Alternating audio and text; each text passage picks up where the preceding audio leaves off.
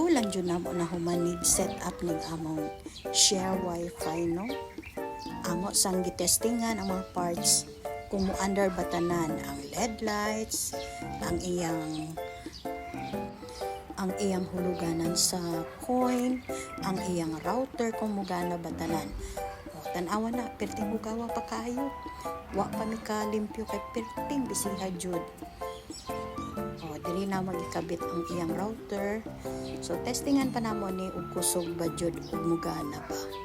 Pero syempre, limpyuhan nato ning gawas aron mabutang nato ang tarpaulin kung unsa ang mga steps para mugana ning atong share wifi. O, ara na si Maninay. O, sugod-sugod na siya pang limpyo. So, limpyuhan nato ni aron mabutang nato ning atong tarpaulin. So, wisik-wisik na.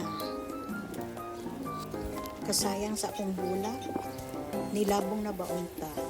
Pero sige lang, dapat natong triman kay para mabutang natong maayo ning atong tarpaulin.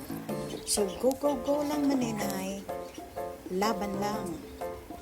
Na gani uban nangutahan na nga magbutang na ko wifi diri na tanan man daw balay na ay internet. Ako sige lang good. Kani ako lingaw-lingaw ra man ni. Ug naay mahulog, salamat. Ug wala di mahulog na sa konsumo. Di ba? Anyway, di man ninyo kailangan bantayan. Passive income ba? So, malay mo, matimingan di ay nako na dagang mahulog.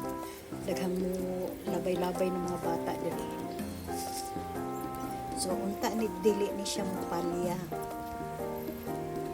O, sa mga silingan nga way internet diha, duol na mo diri aron matestingan nato kung unsa ba kalayo ning abuton aning akong wifi. Reklamo ra mo o unsa ba kay aron makalibrate kung unsay daot. Ayaw lang gud ko ning mag-initi kay piso-piso ra man ako.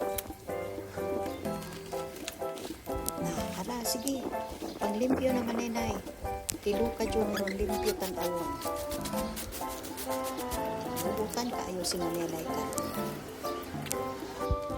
Na, tapos na siya. Charan! Mauna ni ang akong finished product. Thank you for watching.